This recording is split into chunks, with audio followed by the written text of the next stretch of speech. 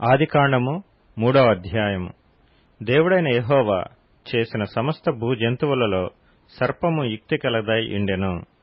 అది ఆ స్త్రీతో, ఇది నిజమా? ఈ తోట చెట్లలో దేని ఫలములనైనను మీరు తినకూడదని దేవుడు చెప్పెనా అని అడిగెను. అందుకు స్త్రీ, ఈ తోట చెట్ల ఫలములను మేము తినవచ్చును. అయితే తోట మధ్యనున్న చెట్టు ఫలములను గూర్చి దేవుడు మీరు చావకుండునట్లు వాటిని తినకూడదనియూ వాటిని ముట్టకూడదనియూ చెప్పెనని సర్పముతో అనెను. అందుకు సర్పము, మీరు చావనే చావరు. ఏలయనగా మీరు వాటిని తిను దినమున మీ కన్నులు తెరవబడుననియూ మీరు మంచి చెడ్డలను ఎరిగిన వారై దేవతల వలె ఉందురనియూ దేవునికి తెలియునని స్త్రీతో చెప్పగా, స్త్రీ ఆ వృక్షము ఆహారమునకు మంచిదియు కన్నులకు అందమైనదియు వివేకమిచ్చు రమ్యమైనదియునై యుండుట చూచినప్పుడు ఆమె దాని ఫలములలో కొన్ని తీసుకొని తిని తనతో పాటు తన భర్తకును ఇచ్చెను. అతడు కూడా తినెను. అప్పుడు వారిద్దరి కన్నులు తెరవబడెను. వారు తాము దిగంబరులమని తెలుసుకొని అంజూరపు ఆకులు కుట్టి తమకు కచ్చడములను చేసుకొండ్రి. చల్లపూటను ఆదామును అతని భార్యయు తోటలో సంచరించుచున్న దేవుడైన యెహోవా స్వరమును విని దేవుడైన యెహోవా ఎదుటికి రాకుండా తోట చెట్ల మధ్యను దాగుకొనగా, దేవుడైన యెహోవా ఆదామును పిలిచి, నీవు ఎక్కడ ఉన్నావనెను.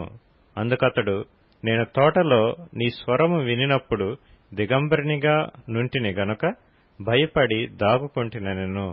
అందుకాయన, నీవు దిగంబరివని నీకు తెలిపినవాడెవడు? నీవు తినకూడదని నేను నీకాజ్ఞాపించిన వృక్ష ఫలములు తింటివా అని అడిగెను. అందుకు ఆదాము, నాతో నుండుటకు నీవు నాకిచ్చిన ఈ స్త్రీయే ఆ వృక్ష ఫలములు కొన్ని నాకియ్యగా నేను తింటినెను. అప్పుడు దేవుడైన యెహోవా స్త్రీతో, నీవు చేసినది ఏమిటని అడుగగా, స్త్రీ, సర్పము నన్ను మోసపుచ్చినందున తింటినెను. అందుకు దేవుడైన యెహోవా సర్పముతో, నీవు దీని చేసినందున పశువులన్నిటిలోనూ భూజంతువులన్నిటిలోనూ నీవు శపింపబడిన దానివై నీ కడుపుతో ప్రాకుచు నీవు బ్రతుకు దినములన్నీయు మన్ను తిందువు. మరియు నీకును స్త్రీకిని నీ సంతానమునకును ఆమె సంతానమునకును వైరము కలుగచేసెదను. అది నిన్ను తల మీద కొట్టును, నీవు దానిని మడిమ మీద కొట్టుదువని చెప్పెను. ఆయన స్త్రీతో, నీ ప్రయాసమును నీ గర్భవేదనను నేను మిక్కిలి హెచ్చించెదను. వేదనతో పిల్లలను కందువు. నీ భర్త ఎడల నీకు వాంఛ కలుగును, అతడు నిన్ను ఏలునని చెప్పెను. ఆయన ఆదాముతో, నీవు నీ భార్య మాట విని తినవద్దని నేను నీకాజ్ఞాపించిన వృక్ష ఫలములు తింటివి గనుక నీ నిమిత్తము నేల శపింపబడియున్నది. ప్రయాసంతోనే నీవు బ్రతుకు దినములన్నీయు దాని పంట తిందువు. అది ముండ్ల తుప్పలను గచ్చ పొదలను నీకు మొలిపించును. పొలములోని పంట తిందువు. నీవు నేలకు తిరిగి చేరు వరకు నీ ముఖపు చెమట కార్చి ఆహారము తిందువు. ఏలయనగా నేల నుండి నీవు తీయబడితివి, నీవు మన్నే కనుక తిరిగి మన్నైపోదువని చెప్పెను. ఆదాము తన భార్యకు హవ్వ అని పేరు పెట్టెను. ఏలయనగా ఆమె జీవము గల ప్రతి వానికిని తల్లి. దేవుడైన యెహోవా ఆదామునకును అతని భార్యకును చర్మపు చొక్కాయలను చేయించి వారికి తొడిగించెను. అప్పుడు దేవుడైన యెహోవా, ఇదిగో, మంచి చెడ్డలను ఎరుగునట్లు ఆదాము మనలో ఒకని వంటి వాడాయెను. కాబట్టి అతడు ఒకవేళ తన చెయ్యి చాచి జీవవృక్ష ఫలములను కూడా తీసుకొని తిని నిరంతరము జీవించునేమో అని దేవుడైన యెహోవా అతడు ఏ నేల నుండి తీయబడెనో దాని సేద్యపరచుటకు ఏదెను తోటలో నుండి అతని పంపివేసెను. అప్పుడాయన ఆదామును వెళ్లగొట్టి ఏదెను తోటకు తూర్పు దిక్కున కెరూబులను జీవవృక్షమునకు పోవు మార్గమును కాచుటకు ఇటు అటు తిరుగుచున్న ఖడ్గ జ్వాలను నిలవబెట్టెను. ఆదికాండము 4వ అధ్యాయము. ఆదాము తన భార్య అయిన హవ్వను కూడినప్పుడు ఆమె గర్భవతి అయి కయీనును కని, యెహోవా దయ వలన నేనొక మనిషిని సంపాదించుకున్నానెను. తరువాత ఆమె అతని తమ్ముడగు హేబెలును కనెను. హేబెలు గొర్రెల కాపరి, కయీను భూమిని సేద్యపరచువాడు. కొంతకాలమైన తరువాత కయీను పొలము పంటలో కొంత యెహోవాకు అర్పణగా తెచ్చెను. హేబెలు కూడా తన మందలో తొలుచూలున పుట్టిన వాటిలో క్రొవ్విన వాటిని కొన్ని తెచ్చెను. యెహోవా హేబెలును అతని అర్పణను లక్ష్యపెట్టెను. కయీనును అతని అర్పణను ఆయన లక్ష్యపెట్టలేదు. కాబట్టి కయీనుకు మిక్కిలి కోపము వచ్చి అతడు తన ముఖము చిన్నబుచ్చుకొనగా యెహోవా కయీనుతో, నీకు కోపమేలా? ముఖము చిన్నబుచ్చుకొని ఉన్నావేమి? నీవు సత్క్రియ చేసిన ఎడల తలనెత్తుకొనవా? సత్క్రియ చేయని ఎడల వాకిట పాపము పొంచియుండును. నీ ఎడల దానికి వాంఛ కలుగును, నీవు దానిని ఏలుదువనెను. కయీను తన తమ్ముడైన హేబెలుతో మాట్లాడెను.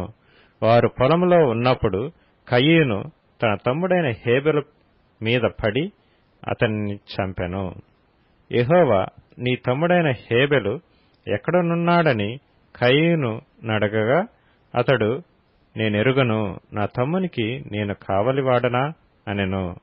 అప్పుడాయన, నీవు చేసిన పని ఏమిటి?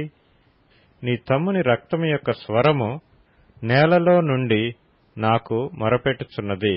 కావున నీ తమ్ముని రక్తమును నీ చేతిలో నుండి పుచ్చుకొనుటకు నోరు తెరచిన ఈ నేల మీద ఉండకుండా నీవు శపింపబడిన వాడవు. నీవు నేలను సేద్యపరచునప్పుడు అది తన సారమును ఇక మీదట నీకియ్యదు. నీవు భూమి మీద దిగులుపడుచు దేశ దిమ్మరవై ఇందువనెను. అందుకు కయీను, నా దోష శిక్ష నేను భరించలేనంత గొప్పది. నేడు ఈ ప్రదేశము నుండి నన్ను వెళ్లగొట్టితివి. నీ సన్నిధికి రాకుండా వెలివేయబడి దిగులుపడుచు భూమి మీద దేశ దిమ్మరునై ఇందును. కావున నన్ను కనుగొనువాడెవడో వాడు నన్ను చంపునని యెహోవాతో అనెను. అందుకు యెహోవా అతనితో, కాబట్టి ఎవడైనను కయీనును చంపినేడల వానికి ప్రతిదండన 7 అంతలు కలుగునెను.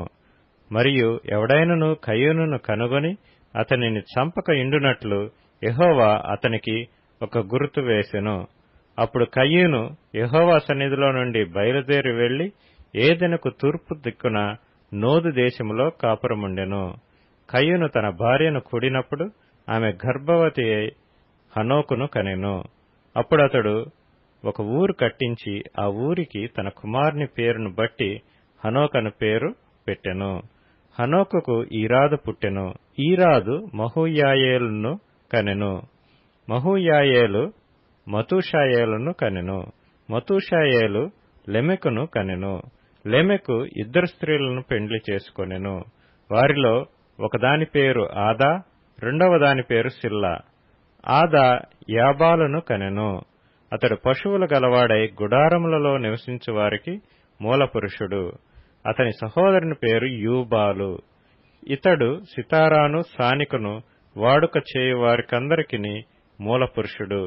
మరియు సిల్లా తూబల్కయీనును కనెను. అతడు పదునుగల రాగి పనిముట్లన్నిటినీ ఇనుప పనిముట్లన్నిటినీ చేయువాడు. తూబల్కయీను సహోదరి పేరు నయమా. లెమెకు తన భార్యలతో, ఓ ఆదా, ఓ సిల్లా, నా పలుకు వినుడి. లెమెకు భార్యలారా, నా మాట ఆలకించుడి. నన్ను గాయపరిచినందుకై ఒక మనిషిని చంపితిని. నన్ను దెబ్బ కొట్టినందుకై ఒక పడుచువాని చంపితిని. 7 అంతలు ప్రతిదండన కయీను కోసం వచ్చిన ఎడల లెమెకు కోసము 77 అంతలు వచ్చునెను. ఆదాము మరలా తన భార్యను కూడినప్పుడు ఆమె కుమారుని కని, కయీను చంపిన హేబెలుకు ప్రతిగా దేవుడు నాకు మరొక సంతానమును నియమించననుకొని అతనికి షేతు అని పేరు పెట్టెను. మరియు షేతునకు కూడా కుమారుడు పుట్టెను. అతనికి ఎనోష్ అను పేరు పెట్టెను. అప్పుడు యెహోవా నామమున ప్రార్థన చేయుట ఆరంభమైనది.